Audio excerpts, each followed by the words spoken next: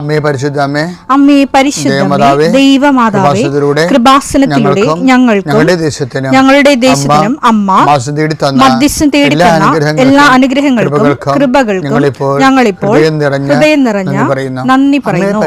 അമ്മേ പരിശുദ്ധമ്മേ ദൈവമാതാവേ, 2004 ഡിസംബർ 7 ഉച്ചകഴിഞ്ഞ് 2:30 കൃപാസനത്തിൽ സംഭവിച്ച അമ്മയുടെ പ്രത്യക്ഷപ്പെടലിനെ കുറിച്ച് തിരുസഭയ്ക്ക് സമർപ്പിച്ചിരിക്കുന്ന പഠനരേഖകളുടെ മേൽ സഭാത്മകമായ പഠനം ആരംഭിക്കുവാൻ ഞങ്ങൾ പ്രാർത്ഥിക്കുന്നു.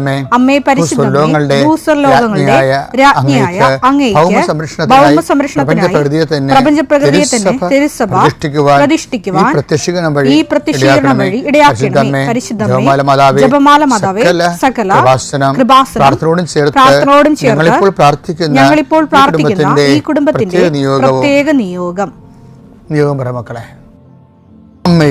അമ്മയുടെ പ്രത്യക്ഷീകരണത്തിന്റെ ഈ അനുഗ്രഹവേളയിൽ ഞങ്ങൾക്ക് സാധിച്ചു തരുവാൻ കനിയണമേ.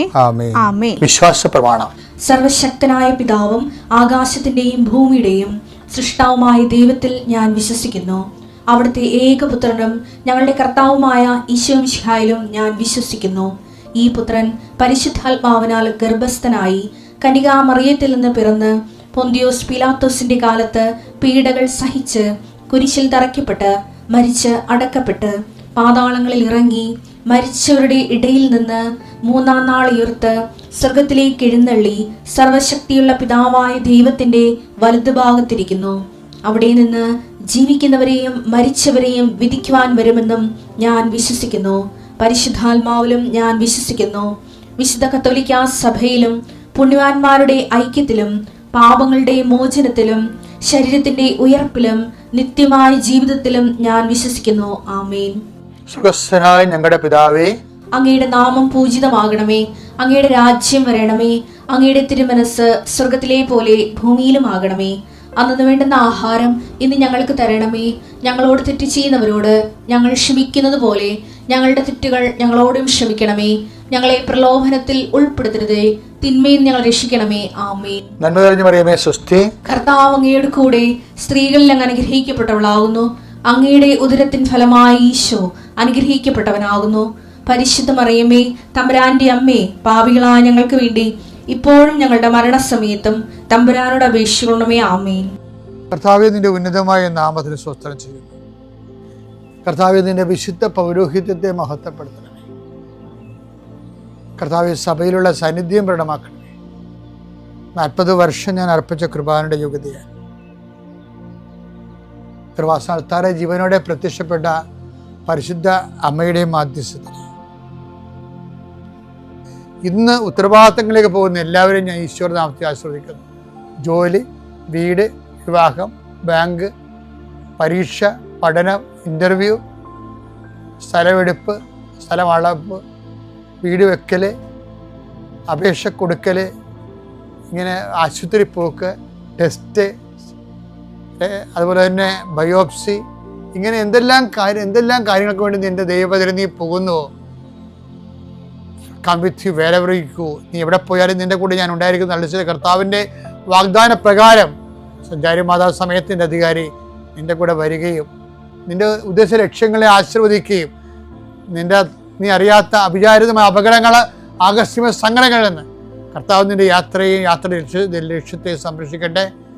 രോഗികൾ, പീഡിതരെ, മാനസിക സംഘർഷം അനുഭവിക്കുന്നവർ, ഡിപ്രഷൻ അനുഭവിക്കുന്നവർ, മരുന്ന് കഴിച്ചിട്ട് ഉറക്കം മൂടുകയും ശരീരം തൂക്കം വെക്കുകയും ചെയ്യുന്നതല്ലാതെ പ്രത്യേകിച്ച് പ്രയോജനമൊന്നും ഇല്ലാതെ ഡിപ്രഷൻ കൊണ്ട് വേദനിച്ച് ജീവിക്കുന്ന ആൾക്കാരെ കർത്താവേ നീ അവരെ തൊടണമെന്ന് പ്രാർത്ഥിക്കുന്നു. ഓട്ടിസം കുഞ്ഞുങ്ങളെ, ഹൈപ്പർ ആക്ടിവിറ്റി കുഞ്ഞുങ്ങൾ, അവിടെ മാതാപിതാക്കന്മാരെ മനസ്സ് കെട്ടുപോയവരെ, തകർച്ച, സങ്കടം കൊണ്ട് അവർക്ക് ജീവിക്കാൻ പറ്റാത്തവർ, ജീവിക്കാൻ വേണ്ടി ജീവിതത്തോട് മൽപ്പിടുത്തം നടത്തുന്നവർ, മരുന്ന് കഴിച്ചിട്ടും രോഗം സുഖമാക്കാതെയും രോഗം പൊറുക്കാതെ ഇരിക്കുന്നവർ, എൻ്റെ കർത്താവിന് ഉന്നതമായ നാമത്തിൽ, സഭയുടെ അധികാരത്തിൽ, കുരിശിൻ്റെ അടയാളത്തിൽ, ദൈവശക്തിയാൽ നിനക്ക് ദൈവസന്ധിപ്പും സൗഖ്യം ലഭിക്കട്ടെ. പിതാവും പുത്രനും പരിശുദ്ധാത്മാവായ സർവ്വേശ്വര എന്നേക്കും. ആമേൻ. എൻ്റെ പ്രിയപ്പെട്ടവരെ, ബൈബിളിൽ ചില രസങ്ങളുണ്ടാവും. ബൈബിളിൽ ഒരിക്കൽ പറയുന്നതിനോട് ദൈവം ചില സമയത്ത് നേരെ അതിൻ്റെ എതിര് പറയും. അപ്പോൾ കൺഫ്യൂഷൻ ആകണ്ട, രണ്ട് ടൈമിൽ പറഞ്ഞ പോലെ കണക്കാക്കിയാൽ മതി. ജീവിതത്തിൻ്റെ രണ്ട് ഘട്ടം. ഇപ്പോൾ ഒരു ഘട്ടത്തിൽ ഈശോ എന്താ പറഞ്ഞിരിക്കുന്നത്? മത്തായി 9:13 ബലിയല്ല കരുണയാണ് ഞാൻ ആഗ്രഹിക്കുന്നത് എന്നതിന്റെ അർത്ഥം നിങ്ങൾ പോയി പഠിക്കുക. ഞാൻ വന്നത് നീതിമാന്മാരെ വിളിക്കാനല്ല, പാപികളെ വിളിക്കാനാണ്. അപ്പൊ നീതിമാന്മാരെ വിളിക്കാനല്ല എന്ന് പറഞ്ഞില്ലേ, പിന്നെ ആരെ വിളിക്കാനാണ്? പാപികളെ വിളിക്കാനാണ്. അപ്പം ഇത് ആണ് ഈശോയുടെ നിലപാട്. ഇനി കുറച്ച് കഴിയുമ്പോൾ ഈ നിലപാട് മാറും. പാപികളെ വിളിക്കത്തില്ല. പാപം ചെയ്യാനാണ് ഉദ്ദേശം എന്നുണ്ടെങ്കിൽ അത് ചെയ്തോളാൻ പറയുള്ളൂ. ആദ്യം മുതൽ അവസാനം വരെ പാപം ചെയ്തല്ലേ, പാപത്തിന് പരിഹാരം ഈശോ മാത്രമേ ഉള്ളൂ എന്ന് പറഞ്ഞിട്ട് ബൈബിൾ അവസാനം പറയുവാണേ, ഇനി പാപം ചെയ്യാനുള്ള ആൾക്കാർ ചെയ്തോ, വ്യഭിചരിക്കേണ്ടവർക്ക് വ്യഭിചരിക്കാം, കക്കേണ്ടവർക്ക് കക്കാം, എല്ലാവർക്കും ലൈസൻസ് കൊടുക്കും. വെളിപാട് 22 അനീതി ചെയ്തിരുന്നവൻ ഇനിയും അനീതി ചെയ്തു കൊള്ളട്ടെ. പാപക്കറ പുരണ്ടവൻ ഇനിയും അങ്ങനെ തന്നെ കഴിഞ്ഞു കൊള്ളട്ടെ. ആരും തിരിച്ചു വരേണ്ട ആവശ്യമില്ല. ഒരു ദൂതപുത്രനും തിരിച്ചു വരണ്ട. അവിടെ തന്നെ കിടന്നാ ഒരു പ്രശ്നമൊന്നുമില്ല. പന്നിക്കൂടത്ത് തന്നെ കിടന്നാ. കുറച്ച് നാൾ ഈ വെളിപാടിന്റെ പുസ്തകം എഴുതുന്ന കാലത്ത് തന്നെ, ഇതിനു കുറച്ച് നാൾ മുമ്പ് ഈ നമ്മുടെ പൗലോസ് അപ്പോസ്തലൻ ഉണ്ടല്ലോ, പൗലോസ് അപ്പോസ്തലൻ പറഞ്ഞിട്ടുണ്ട്, മോഷ്ടാവ് എഫേസ്യർ 4:28 മോഷ്ടാവ് ഇനിമേൽ മോഷ്ടിക്കരുത്. മോഷ്ടാവ് ഇനിമേൽ മോഷ്ടിക്കരുത്. കേട്ടാ, അവൻ ഇല്ലാത്തവരുമായി പങ്കുവെക്കാൻ എന്തെങ്കിലും സമ്പാദിക്കുന്നതിന് വേണ്ടി സ്വന്തം കൈകൾ കൊണ്ട് മാന്യമായ ജോലി ചെയ്യട്ടെ. അതായത് മോഷ്ടാവ് ഇനിമേൽ മോഷ്ടിക്കാതിരിക്കട്ടെ എന്ന് പറയുന്ന ബൈബിളാണ്. ഒരു ടൈം കഴിയുമ്പോൾ ആ ഓഫർ കഴിഞ്ഞ് പാപയ്ക്ക് കയറി വരാനും പാപക്ഷമ സ്വീകരിക്കാനും വേണ്ടിയുള്ള ഒരു ഓഫർ ടൈമുണ്ട്. ആ ഓഫർ ടൈം കഴിഞ്ഞാൽ പിന്നെ ആര് വന്നാലും സ്വീകരിക്കത്തില്ല. അതാണ് പറയുന്നത്, നീതി പ്രവർത്തിക്കുന്നവൻ പ്രവർത്തിക്കട്ടെ. ഏറ്റവും രസം എന്ന് വെച്ചാൽ വെളിപാട് അടിപൊളി പുസ്തകമാണ്. വെളിപാട് പറയുന്നത് ഭീരുക്കൾ അവിശ്വാസികൾ. വെളിപാട് 21:8 എന്നാൽ ഭീരുക്കൾ അവിശ്വാസികൾ ദുർമാർഗികൾ കൊലപാതകികൾ വ്യഭിചാരികൾ മന്ത്രവാദികൾ വിഗ്രഹാരാധകർ കാപട്യക്കാർ എന്നിവരുടെ ഓഹരി തീയും ഗന്ധകവും എരിയുന്ന തടാകവുമായിരിക്കും. ഇതാണ് രണ്ടാമത്തെ മരണം. അപ്പൊ ഞാനവർക്ക് ദുഃഖ വെള്ളിയാഴ്ച അവിശ്വാസികൾക്ക് വേണ്ടിയൊക്കെ പ്രാർത്ഥിക്കുന്ന സഭ. പക്ഷെ ബൈബിൾ ഈ അവിശ്വാസികളെ കാണിക്കുന്നത് എന്താണ്? വിശ്വസിക്കാനുള്ള എല്ലാ സാഹചര്യങ്ങളും ഉണ്ടായിട്ടും സ്വന്തം ദുരഭിമാനം കൊണ്ടും സ്വന്തം തന്നത്തെ അയാൾ തന്നെ ദൈവമായിട്ട് അയാൾ അംഗീകരിക്കുന്ന കാരണവും ഈ ഹ്യൂമനിസ്റ്റിൻ്റെയൊക്കെ പ്രശ്നം അതാണല്ല. വലിയ മാനവികതയൊക്കെ പറയുന്നതിൻ്റെ പേരിൽ എന്താണ്? താൻ തന്നെ ദൈവം എന്നുള്ളതാണ് വിഷയം, മനുഷ്യൻ തന്നെ ദൈവം. അപ്പം ആ ഒരു ഐഡിയയിലേക്കാണ് ഈ ഹ്യൂമനിസ്റ്റൊക്കെ പോണത്. ഉൾക്കൊണ്ട ഒരു കാര്യം ബൈബിൾ തന്നെ ഒന്നും ഉൾക്കൊള്ളില്ല. കാര്യം അതന്നെ അങ്ങനെ കണ്ടിരിക്കുന്നത് അവൻ ധൈര്യം ഇല്ലാത്തവനാണ്. എന്താണ്? ദൈവത്തെ ഏറ്റു പറയണമെങ്കിൽ കുറച്ച് ധൈര്യം ഉണ്ടാകണം. അവനപ്പോൾ ധൈര്യം ഇല്ലാത്തവന് മനുഷ്യൻ്റെ മുമ്പിൽ ദുരഭിമാനം കൊണ്ട് വിശ്വാസം ഏറ്റു പറയാൻ പറ്റാത്തവൻ ആരാണ്? ഭീരുക്കളാണ്. ആ ഭീരുക്കൾ തന്നെയാണ് അവിശ്വാസികളുടെ റാങ്ക് എന്ന് പറയുന്നത്. ആരുടെ റാങ്കാണ്? വ്യഭിചാരികളെ കൊലപാതകളെന്ന് പറഞ്ഞ റാങ്ക് കിടക്കണത്. അപ്പം അവിശ്വാസികൾ നെളിയേണ്ട ഒരു കാര്യമില്ല. കാര്യം നിങ്ങൾക്ക് അവിശ്വാസം ഉണ്ടെങ്കിൽ അത് ക്രെഡിറ്റ് അല്ല, അത് നിങ്ങളുടെ ശാപമാണത്. കാര്യം വിശ്വസിക്കാനുള്ള കാര്യങ്ങളെല്ലാം ദൈവം ലോകത്ത് ചെയ്തിട്ടുണ്ട്. 1:19 ദൈവത്തെക്കുറിച്ച് അറിയാൻ കഴിയുന്നതൊക്കെ അവർക്ക് വ്യക്തമായി അറിയാം. ദൈവം അവയെല്ലാം അവർക്ക് വെളിപ്പെടുത്തിയിട്ടുണ്ട്. ഈ പ്രപഞ്ച ക്രമീകരണത്തെ വെറുതെ നോക്കിയാൽ മതിയല്ല. ഞാൻ ചിലപ്പോൾ ഓർക്കുകയും ഈ വലിയ തടാകം പോലുള്ള മേഘങ്ങളല്ലേ ഈ നമ്മുടെ തലക്ക് മുകളിൽ നിൽക്കുന്നത്, അത് അങ്ങനെ തന്നെ പൊത്തുവെന്നും പറഞ്ഞ് ഇപ്പോൾ വീഴുന്നത് കൊണ്ടല്ലേ നിലച്ചെറിയ സമയത്ത് മിന്നൽ പ്രളയങ്ങളൊക്കെ ഉണ്ടാകണം. കാലാവസ്ഥ വ്യതിയാനത്തിൻ്റെ പ്രവചനാതീതമായിട്ടുള്ള ഭവിഷ്യത്തുകളെന്നൊക്കെ പറയുന്നത് ഇനിയുള്ള കാലങ്ങളിൽ പേടിപ്പിക്കുന്ന ഒരു വിഷയമാണ്. അപ്പം ഞാൻ ഓർക്കുകയെ ഈ തടാകം വലിയ തലക്ക് മുകളിൽ നിൽക്കുന്നത് എത്രയോ ടണ്ണായിരിക്കും, എത്രയോ കിലോമീറ്റർ ആയിരിക്കും. ആ മേഘങ്ങളെയൊക്കെ ആ വെള്ളക്കെട്ട്, അത് വെള്ളക്കെട്ടാണല്ലോ, ആ വെള്ളക്കെട്ടിനൊക്കെ അത് തലക്ക് മുകളിൽ കാറ്റിൽ പറക്കാവുന്ന ഒരു പരുവത്തിലാക്കി മേഘമാക്കി മാറ്റുന്ന പിന്നിലുള്ളൊരു ബുദ്ധിയില്ലേ, അത് ആർക്കാണ് മനസ്സിലാകാത്തത്? അതാണ് പൗരസഭ പറയണത്. അവർക്ക് ദൈവത്തെക്കുറിച്ച് അറിയാവുന്നതൊക്കെ അറിയാവുന്ന, എന്നാൽ ആ രീതിയിലാണ് ലോകത്തിൻ്റെ ഈ ക്രമീകരണം വച്ചിരിക്കുന്നത്. നമ്മുടെ ഈ ദുരഭിമാനം കൊണ്ട് കൂടിയാണ് ശരിക്കും പറഞ്ഞാൽ പരിണാമവാദത്തെ ആൾക്കാർ, പരിണാമവാദം നടക്കണമെന്നില്ലെന്നല്ല, സൃഷ്ടികൾക്ക് ശേഷങ്ങളിൽ പരിണാമം ഉണ്ടാവും. സൃഷ്ടമായിട്ടുള്ള അത് നമുക്ക് സ്വാഭാവികമായിട്ട് കാണാമല്ലോ. സൃഷ്ടിച്ചതിന് ശേഷം ഉണ്ടാകുന്ന പരിണാമങ്ങൾ സൃഷ്ടിയുടെ കൂടെ തന്നെ സഞ്ചരിക്കുന്ന പരിണാമങ്ങളും ഉണ്ടാകും. പക്ഷെ പരിണാമം മാത്രമാണ് എന്ന് പറഞ്ഞ് ദൈവത്തെ മാറ്റി നിർത്തിക്കൊണ്ട് അതിനേക്കാൾ വലിയ അയുക്തി എന്തുണ്ട്? അപ്പോഴേ ഇതൊക്കെ മനുഷ്യർ സൂക്ഷിക്കുമ്പോൾ അവിശ്വാസികളെന്ന് പറയുന്ന ഒരു വർഗം ശരിക്കും പറഞ്ഞാൽ അത് യുക്തിസഹമല്ല. ശരിക്കും അതാണ് ബൈബിളിൻ്റെ ഒരു കണക്ക്. അവർ വിശ്വാസം ഏറ്റുപറയാൻ ഫീരിക്കളാണ്. അതുകൊണ്ടാണ് ഫീരിക്കൾ അവിശ്വാസികളെന്ന് പറയുന്നതിൻ്റെ കാരണം. അപ്പം വിശ്വാസം ഏറ്റുപറയുന്നത് ധൈര്യമാണ്. തന്നെയല്ല ഈ നിരീശ്വര പ്രസ്ഥാനത്തിന് വേണ്ടി മരിച്ച ആൾക്കാരെ പലരെയും കാണുക. പക്ഷേ ഈശ്വരവിശ്വാസത്തിൻ്റെ പേരിൽ അത് പ്രഖ്യാപിക്കാൻ വേണ്ടി ഇതുമാത്രം രക്തസാക്ഷികളാണ് ഉള്ളത്. അവർക്കൊക്കെ അനുഭവങ്ങളില്ലാത്തതാണ്. ദൈവാനുഭവം എന്ന് പറയുന്നത് ആന്തരികമാണത്. ആ അനുഭവമുള്ള ആ ബോധ്യത്തിൽ തന്നെ അവർ ജീവിക്കും. അതിനെതിരെ അതിനെ തള്ളിപ്പറയാൻ പറഞ്ഞാൽ അവർ ചിലപ്പോൾ ജീവനായും കൊടുക്കണത് അതിന് പകരം. അതാണ് ദൈവവിശ്വാസത്തിൻ്റെ കരുത്ത് ഭൂമി നിൽക്കുന്നതിൻ്റെ കാരണം. ഞാൻ പറഞ്ഞു വരുന്നതിൻ്റെ അർത്ഥം ഈ അവസാനം അവസാനം വരെ ദൈവം ഇങ്ങനെ അനുതാപത്തിലേക്ക് പാപികളെ വിളിക്കുന്നുണ്ടെങ്കിലും അനുതാപത്തിൻ്റെ അവസരം നഷ്ടപ്പെടുത്തും. ഹെബ്രായർ 12:17 പിന്നീട് അവകാശം പ്രാപിക്കാൻ ആഗ്രഹിച്ചപ്പോൾ അവൻ തിരസ്കരിക്കപ്പെട്ടുവെന്ന് നിങ്ങൾക്കറിയാമല്ലോ. കണ്ണീരോടെ അവനത് ആഗ്രഹിച്ചെങ്കിലും അനുതാപം ആഗ്രഹിച്ചെങ്കിലും അനുദപിക്കാൻ അവന് അവസരം ലഭിച്ചില്ല. അവന് അവസരം ലഭിച്ചില്ലെന്ന്. അപ്പം അനുതാപം ഒരു അവസരമാണ്. അതുകൊണ്ട് ആ അവസരം ദൈവം തന്നിട്ട് ആ ഒരു ടൈം കഴിഞ്ഞാൽ പിന്നെ എനിക്ക് എൻ്റെ അനുതാപം സ്വീകാര്യമല്ലാതെ വരും. അതുകൊണ്ടാണ് ബൈബിൾ പറയണത് ഇനി അനീതി പ്രവർത്തിക്കട്ടെ എന്ന് പറഞ്ഞതിൻ്റെ കാര്യം എന്താണ്? തിന്മ ചെയ്യുന്നവൻ തിന്മ ചെയ്യട്ടെ. അപ്പം ഈ അവസരം ഒരു നോൻപുകാലം ഒരു അവസരമാണ്. ഓരോ മനുഷ്യർക്കും ഇതുപോലെ ദൈവം ഓരോ സമയം കൊടുത്തിട്ടുണ്ട് അവസരം. ആ അവസരത്തെ തന്നെ അവനെ അനുദപിക്കണം. അത് കഴിഞ്ഞാൽ ചിലപ്പോൾ അനുതാപം സ്വീകാര്യമായിരിക്കത്തില്ല. സ്വീകാര്യമായ സമയത്താണ് നമ്മുടെ അനുതാപം പോലും ദൈവം സ്വീകരിക്കുന്നത്. ബൈബിളിലെ 2 കൊരിന്ത്യർ നമ്മൾ വായിക്കുന്നില്ലേ, ഇതാണ് സ്വീകാര്യമായ സമയം. 2 കൊരിന്ത്യർ 6:2 അവിടുന്ന് അരുൾ ചെയ്യുന്നു സ്വീകാര്യമായ സമയത്ത് ഞാൻ നിന്റെ പ്രാർത്ഥന കേട്ടു. രക്ഷയുടെ ദിവസത്തിൽ ഞാൻ നിന്നെ സഹായിക്കുകയും ചെയ്തു. ഇതാ ഇപ്പോൾ സ്വീകാര്യമായ സമയം. ഇതാ ഇപ്പോൾ രക്ഷയുടെ ദിവസം. ഈ നോൻപ് കാലത്തിന്റെ അരൂപി മനസ്സിലായിക്കൊണ്ട് അനുതാപത്തിലേക്ക് ദൈവത്തെ സ്വീകരിക്കാൻ ദൈവം നമ്മളെ സഹായിക്കട്ടെ. എൻ്റെ പേര് അന്ന. ഞാൻ മുംബൈയിൽ നിന്നാണ് വരുന്നത്. ഈ അൾത്താരയിൽ ഇതെൻ്റെ 5ാമത്തെ സാക്ഷിയാണ്. എൻ്റെ ആദ്യത്തെ സാക്ഷ്യം ഞാൻ ഓൺലൈൻ സാക്ഷിയാണ് പറഞ്ഞിരിക്കുന്നത് കൊറോണ കാലത്ത്.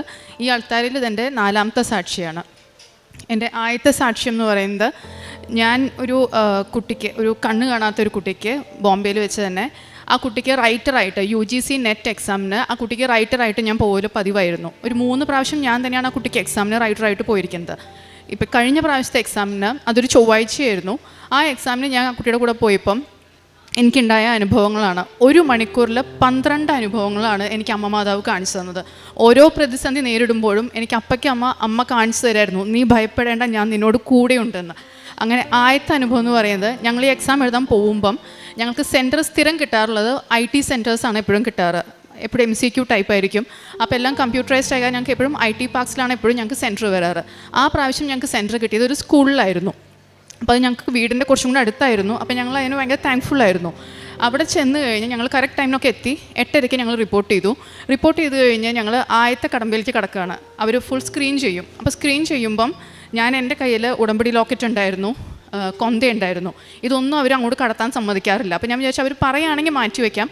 എൻ്റെ തൊട്ട് മുന്നിലുണ്ടായിരുന്ന കുട്ടിയുടെ ഹെയർ ക്ലിപ്പ് അടക്കം അവർ ഊരിപ്പിച്ച് റബ്ബർ ബാൻഡ് ഇട്ട് കെട്ടി വയ്ക്കാൻ പറഞ്ഞു. അപ്പോൾ ഞാൻ വിചാരിച്ചത് ഉറപ്പായിട്ട് അവരെടുത്ത് മാറ്റാൻ പറയും.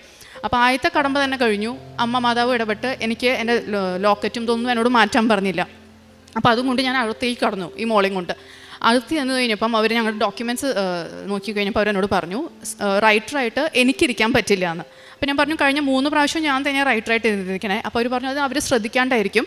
ഒന്നാമത് ഏജ് ശരി അപ്ലിക്കൻറ്റിൻ്റെ ഏജിനേക്കാളും കുറവായിരിക്കണം എൻ്റെ ഏജ്. പക്ഷെ അത് ഏജ് ഓവറായ കാരണം അത് പറ്റില്ല. പിന്നെ ക്വാളിഫിക്കേഷൻ വൈസും എനിക്ക് ആ കുട്ടിക്ക് എഴുതാൻ പറ്റില്ലായിരുന്നു, കാരണം എൻ്റെ സയൻസ് ബാക്ക്ഗ്രൗണ്ട് ആയിരുന്നു. അപ്പോൾ ആ കുട്ടിക്ക് സയൻസും മാത്സൊക്കെ ഈസിലി പറഞ്ഞു കൊടുക്കാൻ പറ്റുന്ന കാരണം അതും പറ്റില്ല എന്ന് പറഞ്ഞു. അപ്പോൾ ഞാൻ പറഞ്ഞു എന്തെങ്കിലും ഒന്ന് ചെയ്യാൻ പറ്റുമോ, കാരണം ഇങ്ങനത്തെ ഒരു കേസായ കാരണം ഒത്തിരി പ്രതീക്ഷയോടുകൂടി കുട്ടി വന്നിരിക്കുന്നത് എക്സാം എഴുതാനായിട്ട്. അപ്പം അവർ പറഞ്ഞു ഒരു കാര്യം ചെയ്യും നിൽക്കുക. അപ്പം രണ്ടാമത് ഞാൻ പ്രാർത്ഥിച്ചു തുടങ്ങി. അപ്പം ഞാൻ പറഞ്ഞു എനിക്ക് ഇതിൽ ഒരു ഹയർ ഇൻചാർജിലുള്ള ആരോടെങ്കിലും ഒന്ന് സംസാരിക്കാൻ പറ്റുമോ എന്ന് ചോദിച്ചു. അപ്പോൾ അവർ പറഞ്ഞു ഞങ്ങൾ നോക്കിയിട്ട് വരട്ടെ എന്നും പറഞ്ഞു. അവർ നോക്കാൻ പോയ സമയത്ത് ഞാൻ ഉടമ്പടി കാശുരൂപം കയ്യിൽ വെച്ച് മുറുക്കി പ്രാർത്ഥിച്ചുകൊണ്ടിരിക്കുകയായിരുന്നു. അമ്മ എനിക്കൊരു അടയാളം കാണിച്ചു തരണേന്ന്. അങ്ങനെ ഒരു മലയാളി ലേഡിയാണ് എൻ്റെ അടുത്ത് ആദ്യം സംസാരിക്കാൻ വന്നത്. അപ്പോൾ ഞാൻ അവരുടെ അടുത്ത് ഞാൻ ഈ കാര്യങ്ങൾ മുഴുവൻ പറഞ്ഞു. അപ്പോൾ അവർ പറഞ്ഞു ഞങ്ങൾ നോക്കി നോക്കട്ടെ, എന്തായാലും മാഡത്തിന് എഴുതാൻ പറ്റില്ല, ഞങ്ങൾ വേറെ ഇപ്പോൾ സ്കൂളായ കാരണം ഒരു സ്റ്റുഡൻറ്റിനെ കിട്ടുമോ നോക്കട്ടെ, 11th or 12th ഉള്ള ആർട്സ് സ്റ്റുഡൻറ്റിനെ കിട്ടുമോ നോക്കട്ടെ എന്ന് പറഞ്ഞു. അപ്പം ഞാൻ അമ്മയോട് ഞാൻ മുറുകെ പ്രാർത്ഥിച്ചുകൊണ്ടിരുന്നു അങ്ങനെ നല്ലൊരു കുട്ടിയെ കിട്ടണേ, കാരണം ഈ കുട്ടിക്ക് വായിച്ച് പറഞ്ഞു കൊടുത്ത് കുട്ടിക്ക് ശരിക്കും സമാധാനത്തിൽ പറഞ്ഞു കൊടുക്കുന്ന ഒരു കുട്ടിയാവണം. ധൃതിയിൽ വെച്ച് വായിച്ചു കൊടുത്തു കഴിഞ്ഞാൽ ഇത് ബ്ലൈൻഡായ കാരണം ഈ കുട്ടിക്ക് മുഴുവൻ മനസ്സിലാവില്ല. അപ്പോൾ അങ്ങനെ പ്രാർത്ഥിച്ച് ആ കുട്ടി വന്നപ്പം ഞാൻ അതിൻ്റെ അടുത്ത് സംസാരിച്ച് തുടങ്ങിയപ്പോൾ 2 സെൻറ്റൻസ് കഴിഞ്ഞപ്പോഴേക്കും ആ മോൻ എൻ്റെ അടുത്ത് ഇങ്ങോട്ട് ചോദിച്ചു ആൻറ്റി മലയാളിയാണോ എന്ന്. അപ്പോൾ എനിക്ക് സന്തോഷമായി, ഒരു മലയാളിയാണ്. അപ്പോൾ ഞാൻ ആ കുട്ടിക്ക് സമാധാനത്തിൽ നിന്ന് കാര്യങ്ങളൊക്കെ പറഞ്ഞു കൊടുത്തു. ഈ കുട്ടി ബ്ലൈൻഡാണ്, അപ്പോൾ സ്ലോലി വേണം ക്വസ്റ്റ്യൻസ് ഒക്കെ വായിച്ചു കൊടുക്കാൻ. അങ്ങനെ അമ്മ അടുത്ത് ഇടപെട്ട് അങ്ങനെ നല്ലൊരു റൈറ്ററിനെ കിട്ടി.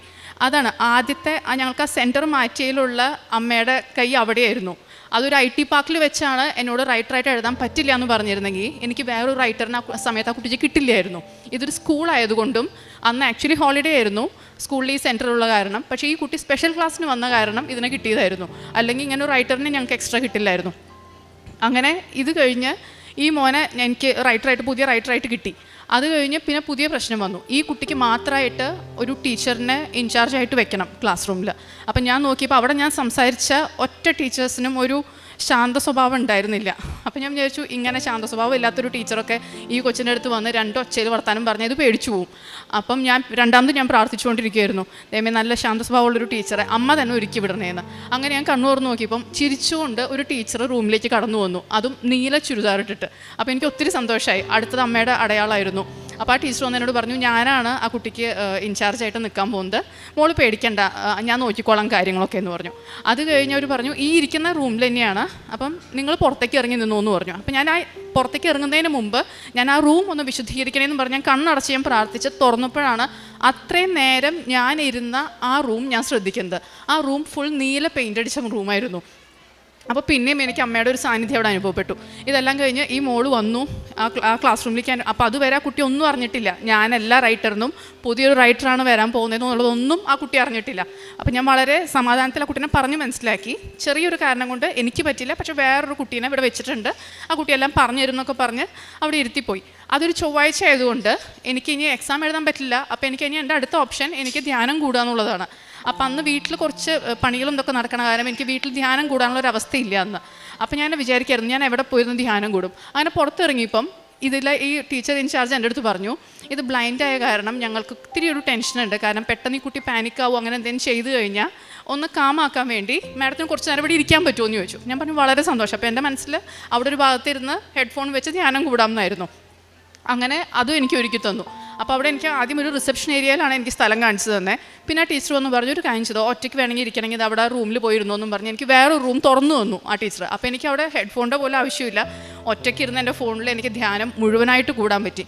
ഇതെല്ലാം കഴിഞ്ഞ് ഈ കുട്ടി പുറത്തേക്ക് വന്നപ്പോൾ ഔട്ട് ഓഫ് 150 ക്വസ്റ്റ്യൻസ് ഈ കുട്ടി എല്ലാ ക്വസ്റ്റ്യൻസ് അറ്റംപ്റ്റ് ചെയ്തു. ഞാൻ ഇത്ര പ്രാവശ്യം ഞാൻ റൈറ്ററായിട്ട് പോയിരുന്നിട്ട് ഈ കുട്ടിക്ക് 100 ക്വസ്റ്റ്യൻസ് പോലും അറ്റംപ്റ്റ് ചെയ്യാൻ പറ്റിയിട്ടുണ്ടായിരുന്നില്ല. അന്ന് ആദ്യമായിട്ട് ആ കുട്ടിക്ക് 150 ഔട്ട് ഓഫ് 150 ക്വസ്റ്റ്യൻസും ആ കുട്ടി അറ്റംപ്റ്റ് ചെയ്തു. അങ്ങനെ ഒരു 3 മണിക്കൂർ കൊണ്ട് അമ്മ ഞങ്ങൾക്ക് 12 അനുഭവങ്ങളാണ് തന്നത്. എനിക്ക് തോന്നുന്നത് ആ ഒരു നേരത്ത് അമ്മ എൻ്റെ കൂടെ ഫുൾ ടൈം എൻ്റെ കൂടെ തന്നെയായിരുന്നു. വേറൊരു കാര്യത്തിലേക്ക് അമ്മയ്ക്ക് തിരിഞ്ഞു നോക്കാനുള്ള സമയം കിട്ടിയിട്ടുണ്ടാവില്ല. അതേപോലെ ഞാൻ വിളിക്കുന്നു, അമ്മ എനിക്ക് അനുഭവങ്ങൾ തന്നുകൊണ്ടിരിക്കുന്നു. അങ്ങനെയായിരുന്നു അമ്മ ഒത്തിരി അനുഗ്രഹങ്ങൾ ആ സമയത്ത് തന്നത്. രണ്ടാമത്തെ സാക്ഷി എന്ന് പറയുന്നത് എൻ്റെ മകന് വേണ്ടിയാണ്. എൻ്റെ മൂത്ത മകന് കാലുമ ഒരു നെയിലിൻ്റെ ഉള്ളിൽ ഒരു ഇൻഫെക്ഷൻ ഉണ്ടായിരുന്നു. അപ്പോൾ ഞങ്ങൾ വിചാരിച്ചത് ഒരു ഇൻഗ്രോത്ത് ആയിരിക്കും, അതിൻ്റെ ഇൻഫെക്ഷൻ ആണെന്നാണ് ആദ്യം ഡോക്ടേഴ്സൊക്കെ പറഞ്ഞത്. അപ്പോൾ അവൻ അതിന് റിപ്പീറ്റഡ്ലി മെഡിസിൻസ് എടുത്തുകൊണ്ടിരിക്കുകയായിരുന്നു. ഒരു 1.5 years അവൻ മെഡിസിൻസ് എടുത്തു. പക്ഷെ എന്നിട്ടും അത് മാറിയില്ല. അത് നല്ല പെയിൻഫുൾ ആയിരുന്നു. അവന് ഷൂ ഇടാൻ പറ്റില്ല. അവൻ ഒത്തിരി ഫുട്ബോൾ കളിക്കുന്ന ആളാണ്. അപ്പോൾ ഫുട്ബോൾ കളിക്കാൻ പറ്റണില്ല. എന്നാലും അത് വെച്ച് അവൻ കളിച്ചിരുന്നു, പക്ഷെ ഒത്തിരി ബുദ്ധിമുട്ടുണ്ടായിരുന്നു. അപ്പോൾ അവസാനം അവൻ തന്നെ പറഞ്ഞു, മമ്മ ഇത് ശരിയാവില്ല, നമുക്ക് സർജറി ചെയ്ത് അവസാനിപ്പിക്കാം. അപ്പോൾ ഡോക്ടറും അത് തന്നെയാണ് പറഞ്ഞിരുന്നത്. പക്ഷേ എനിക്ക് സർജറി ചെയ്യാനായിട്ട് താല്പര്യം ഉണ്ടായിരുന്നില്ല. ഞാൻ നമ്മുടെ ഉടമ്പടിയിലൊക്കെ തൈലവും ഉപ്പിട്ട വെള്ളത്തിൽ കാല് വെച്ച് അങ്ങനെയൊക്കെ ഞാൻ പ്രാർത്ഥിച്ചാണ് ഞാൻ പോയിരുന്നത്. ഞാൻ പറഞ്ഞു വേറെ ഓപ്ഷനൊന്നും ഇല്ലെങ്കിൽ എന്നാൽ ശരി നമുക്ക് ചെയ്യാമെന്ന് പറഞ്ഞു. അങ്ങനെ സർജറിക്ക് അവനെ കയറ്റി ഒരു 10 minutes കഴിഞ്ഞപ്പോൾ ആ ഡോക്ടർ എന്നെ വിളിച്ചുകൊണ്ട് പറഞ്ഞു, അത് നമ്മൾ വിചാരിച്ച പോലെ ഇൻഫെക്ഷൻ ആയിരുന്നില്ല, ആ നെയിൽ റിമൂവ് ചെയ്തപ്പോഴാണ് കാണണേ, ഉള്ളിൽ അത്രയും ആ നെയിലിൻ്റെ സെയിം ലെങ്ത്തിൽ ഒരു ബോണിൻ്റെ ഗ്രോത്ത് ആയിരുന്നു. അപ്പോൾ അതാണ് ഇത്ര നാളും മെഡിസിൻസ് കഴിച്ചിട്ട് മാറാഞ്ഞേ. ഇത് അമ്മ മാതാവിനെ എടുത്ത് മാറ്റാവുന്നതേ ഉണ്ടായിരുന്നുള്ളൂ, പക്ഷേ അത് അമ്മ കാണിച്ചു തരുന്നതായിരുന്നു. ലൈക്ക് ഇതുകൊണ്ടാണ് ഇത് മാറാഞ്ഞത്. പക്ഷേ അടുത്ത സാക്ഷി എന്ന് പറയുന്നത് ഇത് 3 മാസം വരെ അവന് ഷൂ പോലും ഇടാൻ പറ്റില്ല എന്ന് പറഞ്ഞതായിരുന്നു. ഓപ്പൺ ആയിട്ടുള്ള സ്ലിപ്പ് ഇടാൻ പറ്റുള്ളൂ, 3 മാസത്തേക്ക് ഷൂ ഇടാൻ പറ്റില്ല, ഫുട്ബോൾ കളിക്കാൻ പറ്റില്ല എന്ന് പറഞ്ഞ ആൾ 1 മാസം കഴിഞ്ഞപ്പം അവൻ ടൂർണമെൻറ്റിനും പോയി, ഷൂ ഇട്ടു, പൂർണ്ണമായിട്ട് അവന് സൗഖ്യം കിട്ടി. അടുത്ത സാക്ഷി എന്ന് പറയുന്നത് എൻ്റെ മകളുടെയാണ്. അവളിപ്പോൾ 8th standard പഠിക്കുന്നു. അവളുടെ ടേം എക്സാമിൻ്റെ ടൈമിൽ അവൾക്ക് എല്ലാ ദിവസവും സ്കൂളിൽ റിപ്പോർട്ടിംഗ് ടൈം 8:45 ആയിരുന്നു. അപ്പോൾ 8:45 അവൾ ഒരു രാവിലെ 7 മണിക്ക് എഴുന്നേറ്റ് അവളിരുന്ന് പഠിക്കാതിരിക്കുകയായിരുന്നു. അവൾ പഠിക്കാതിരിക്കുമ്പം ഞാൻ പ്രാർത്ഥനാ മുറിയിലിരുന്ന് ജപമാല ചൊല്ലിക്കൊണ്ടിരിക്കുകയായിരുന്നു. അപ്പോൾ ചൊല്ലിക്കൊണ്ടിരിക്കുന്നതിൻ്റെ ഇടയിൽ എനിക്ക് എന്തോ ഉള്ളിൽ നിന്ന് അമ്മ പറയുന്ന പോലെ തോന്നി, പിള്ളേരെ കൊണ്ടൊക്കെ നീ കൊന്തയിടിക്കുന്നുണ്ടല്ലോ കഴുത്തിൽ, നീ എന്താ കൊന്തയിടാത്തേന്ന്. അപ്പോൾ ഞാൻ തന്നെ ജപമാലയോടെ വെച്ച് ഞാൻ ഇവിടുത്തെ കൃപാസനത്തിൻ്റെ നേരിയ കൊന്ത അതെടുത്ത് ഞാൻ അപ്പം തന്നെ പ്രാർത്ഥിച്ച് ഞാൻ കഴുത്തിലിട്ടു. അപ്പോൾ എനിക്ക് ഒത്തിരി സന്തോഷമായി. അത് കഴിഞ്ഞ് ജപമാല കഴിയലും മോളുടെ ഒരു ഫ്രണ്ട് എന്നെ വിളിച്ചിട്ട് പറഞ്ഞു, ആൻറ്റി ഇന്നത്തെ ടൈം മാറ്റിയിട്ടുണ്ട്, ആൻറ്റി നോട്ട് ചെയ്തിട്ടുണ്ടോ എന്ന് അറിയില്ല, ഇന്ന് 8:45 അല്ല 7:45 ആണ് സ്കൂൾ റിപ്പോർട്ടിങ്. ആ ഫോൺ അവളുടെ വരുന്നത് എനിക്ക് 7:15 ഇനി വെറും അരമണിക്കൂറേ ഉള്ളൂ, അതിനുള്ള റെഡി ആയിട്ട് എനിക്ക് സ്കൂളിൽ എത്തിക്കണം. പക്ഷേ ആ വിളിച്ച കുട്ടിയായിട്ട് ചെറിയ എന്തോ ഒരു ഫ്രണ്ട്ലി മാറ്ററിൽ തന്നെ എന്തോ ഒരു തല്ലി പിടിച്ചിരിക്കുന്ന കുട്ടിയായിരുന്നു. പക്ഷേ ആ കുട്ടിയെ കൊണ്ട് അമ്മ വിളിപ്പിച്ചതായിട്ടാണ് എനിക്ക് തോന്നുന്നത്. കാരണം ആ കുട്ടിയുടെ വിളി വന്നില്ല എന്നുണ്ടെങ്കിൽ ഞങ്ങൾ 8:45 സ്കൂളിൽ ചെല്ലുള്ളൂ, അവൾക്ക് ആ എക്സാം മിസ്സാവുകയും ചെയ്യും. അങ്ങനെ അവൾക്ക് നേരത്തിന് എത്തി എക്സാം എഴുതാൻ പറ്റി. അടുത്ത സാക്ഷി എന്ന് പറയുന്നത് 2008 എൻ്റെ ഈ റൈറ്റ് ഐക്ക് ഒരു ഇഞ്ചുറി പറ്റിയിട്ടുണ്ടായിരുന്നു. മോൻ്റെ നഖം കൊണ്ടിട്ട് അതിൻ്റെ ഒരു മുന്നിലത്തെ ഒരു ലെയർ ടയർ ചെയ്ത് പോയായിരുന്നു. അപ്പോൾ അത് ലേസർ ചെയ്യാൻ പറ്റും എന്ന് പറഞ്ഞു, ട്രീറ്റ് ചെയ്യാൻ പറ്റും. പക്ഷേ ഞാനൊരു പേടി കാരണം ഞാനത് ചെയ്തില്ല. അപ്പോൾ റിപ്പീറ്റഡ്ലി നമ്മൾ പെട്ടെന്ന് ഉറക്കത്തുനിന്ന് കണ്ണൊക്കെ തുറക്കുമ്പം മിണ്ട പോകുന്നതിൻ്റെ കൂടെ ആ ഒരു ലെയറും കൂടെ പോകുമായിരുന്നു. അത് ഭയങ്കര പെയിൻഫുള്ളാണ്, ഒത്തിരി ഇങ്ങനെ വെള്ളമൊക്കെ വരും. അപ്പോൾ അത് അന്ന് കുറച്ച് നാളൊക്കെ അങ്ങനെ റിപ്പീറ്റഡ്ലി വന്നിരുന്നു. ഞാൻ 2021 ഇവിടെ ആദ്യമായിട്ട് ഉടമ്പടി എടുക്കാൻ വന്നപ്പം ഞാൻ ആ ഒരു കാര്യത്തെക്കുറിച്ച് ആലോചിച്ചിട്ടുണ്ടായിരുന്നില്ല. ഇവിടെ 3 തുള്ളി ഉടമ്പടി തൈലം ഇട്ട് ഉടമ്പടി സ്റ്റാർട്ട് ചെയ്യുന്ന സമയത്ത് ഞാൻ പെട്ടെന്ന് ആദ്യം തന്നെ എൻ്റെ വലത്തെ കണ്ണിലാണ് ഞാൻ ആ തൈലം ഇട്ടത്, പ്രാർത്ഥിച്ചത്. അതിനുശേഷം എനിക്ക് ഇന്നേ വരെ ആ ഒരു പ്രശ്നം ഉണ്ടായിട്ടില്ല. പക്ഷേ അതിനുശേഷം 3 പ്രാവശ്യം ഞാനിവിടെ സാക്ഷ്യം പറഞ്ഞു, പക്ഷേ ഇത് ഞാൻ സാക്ഷ്യത്തിൽ പറഞ്ഞില്ല. പക്ഷേ എനിക്ക് വേദന മാറിയില്ലെങ്കിൽ വളരെ സന്തോഷമായിരുന്നു. കാരണം രാവിലെ എഴുന്നേൽക്കുമ്പോഴോ അതൊന്നും എനിക്കൊരു പ്രശ്നമില്ല, വളരെ സുഖമായിരുന്നു. ഇപ്പം കഴിഞ്ഞ 1 മാസം മുമ്പ് എനിക്ക് രാവിലെ 5 മണിക്ക് പിന്നെയും ആ വേദന വന്നു, 4-5 കൊല്ലത്തിന് ശേഷം. അപ്പോൾ എനിക്ക് മനസ്സിലായി ഞാൻ സാക്ഷ്യം പറയാത്തതിൻ്റെയാണ്. കാരണം ഇത്രയും വലിയൊരു അനുഗ്രഹം എനിക്ക് സർജറി ഒന്നും കൂടാതെ എനിക്കത് മാറ്റി തന്നതിൽ ഞാൻ സാക്ഷ്യം പറയാത്തതുകൊണ്ടാണ് എനിക്ക് രണ്ടാമതും വേദന വന്നത്. ഞാൻ ആ ഇരുന്ന ഇരിപ്പിൽ തന്നെ കണ്ണടച്ച് 5:30 പ്രത്യക്ഷീണ പ്രാർത്ഥന ചൊല്ലി മുഴുവൻ കഴിഞ്ഞ് ഞാനൊന്നും മയങ്ങിപ്പോയി. അതിനുശേഷം എനിക്ക് ഇന്നേ വരെ അങ്ങനത്തെ ഒരു വേദന വന്നിട്ടില്ല. ലേസർ സർജറി പറഞ്ഞതായിരുന്നു, പിന്നെ അത് ചെയ്തിട്ടില്ല. ഇപ്പോൾ അത് ഫുൾ ക്ലിയറായി. അപ്പോൾ ആ സാക്ഷി ഞാൻ 5 കൊല്ലം വൈകിപ്പോയി, അതിന് ഞാൻ ആദ്യമേ മാപ്പി അപേക്ഷിക്കുന്നു. അടുത്ത സാക്ഷി എന്ന് പറയുന്നത് ഞങ്ങളുടെ 2 റിലേറ്റീവ്സ് ദുബായിൽ ചില ഇഷ്യൂസ് കാരണം അവരുടെ പാസ്പോർട്ടൊക്കെ പിടിച്ചു വയ്ക്കലും അവരെ നാട്ടിലേക്ക് വിടാൻ പറ്റാത്തൊരവസ്ഥയിലുണ്ടായിരുന്നു. അപ്പോൾ അതിനുവേണ്ടി ഒത്തിരി പേര് അതിനെ ട്രൈ ചെയ്യുന്നുണ്ടായിരുന്നു. പക്ഷേ കുറേ കോംപ്ലിക്കേഷൻസ് ഉണ്ടായിരുന്നു. അപ്പോൾ അവരുടെ ഫാമിലി ഉറപ്പായിട്ടും പ്രാർത്ഥിച്ചിട്ടുണ്ടാവും.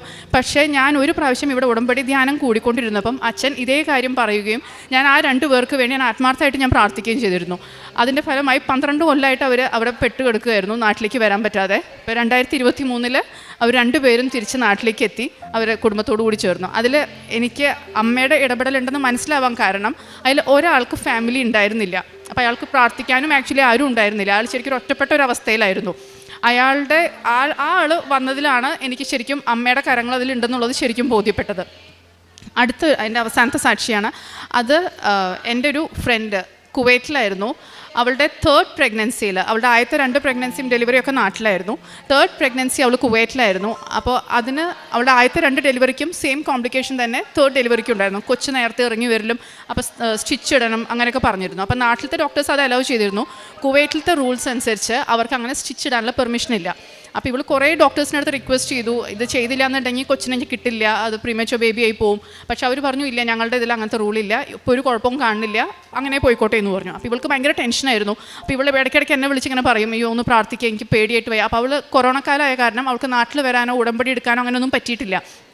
അപ്പം ഞാൻ ഉടമ്പടി എടുത്ത കാരണം ഞാൻ അവൾക്ക് വേണ്ടി എൻ്റെ വയറ്റിൽ വിശ്വാസമാണം ചൊല്ലി ഞാൻ തൈലം ഇട്ട് ഞാൻ പ്രാർത്ഥിച്ചിരുന്നു.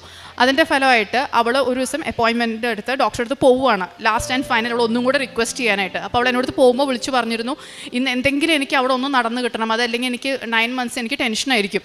അങ്ങനെ അവൾ പോയി തിരിച്ച് വീട്ടിലെത്തുന്നവരെ ഞാൻ പ്രാർത്ഥിച്ചുകൊണ്ടിരിക്കുകയായിരുന്നു. അവൾ തിരിച്ചു വന്നപ്പോൾ എന്നോട് പറഞ്ഞത്, ഇത്രയും നാളും ഞാൻ അവിടെ കാണാത്ത ഒരു മലയാളി നേഴ്സ് എൻ്റെ അടുത്ത് വന്നിട്ട് ഈ കാര്യങ്ങൾ മുഴുവൻ എന്നോട് ചോദിച്ചറിഞ്ഞു. എന്നിട്ട് എന്നെ വേറൊരു ഡോക്ടറെ അടുത്ത് കൊണ്ടുപോയി. ആ ഡോക്ടർക്ക് ഫുൾ എക്സ്പ്ലെയിൻ ചെയ്ത് കൊടുത്തു. ആ ഡോക്ടർ സ്റ്റിച്ച് ഇട്ട് കൊടുക്കാനായിട്ട് തയ്യാറായി. നെക്സ്റ്റ് വീക്കിൽ വന്നോളാൻ പറഞ്ഞു എന്ന്.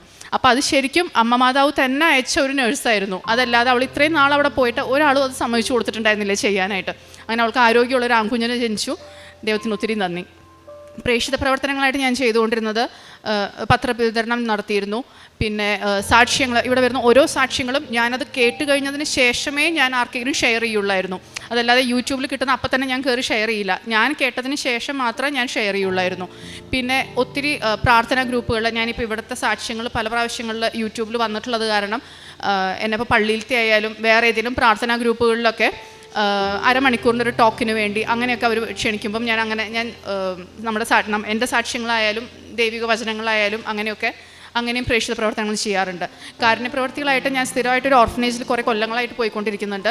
അവർക്ക് വേണ്ടി എല്ലാം എന്നെക്കൊണ്ട് പറ്റാവുന്നതൊക്കെ ഞാൻ അവർക്ക് വേണ്ടി ചെയ്തു കൊടുക്കുന്നുണ്ട്. പ്ലസ് അതിൻ്റെ കൂട്ടത്തിൽ ഞാനിപ്പോൾ ആഴ്ചയിൽ 1 വെച്ച് ഞാൻ വഴിയിലിരിക്കുന്ന പാവപ്പെട്ടവർക്ക് വേണ്ടിയും വീടില്ലാത്തവർക്കും അങ്ങനെയൊക്കെ ഭക്ഷണവും അങ്ങനെയൊക്കെ ഞാൻ എത്തിച്ചു കൊടുക്കുന്നുണ്ട്. പിന്നെ എൻ്റെ ത്രൂ ഒത്തിരി പേര് ഞങ്ങളുടെ വീട്ടിലായാലും ഫ്രണ്ട്സിൻ്റെ അടുത്തായാലും ഒത്തിരി പേര് ഉടമ്പടി എടുത്തിട്ടുണ്ട്. ഇപ്പം അത് അവർക്കും ഒത്തിരി അനുഭവങ്ങൾ കിട്ടിക്കൊണ്ടിരിക്കുന്നുണ്ട്.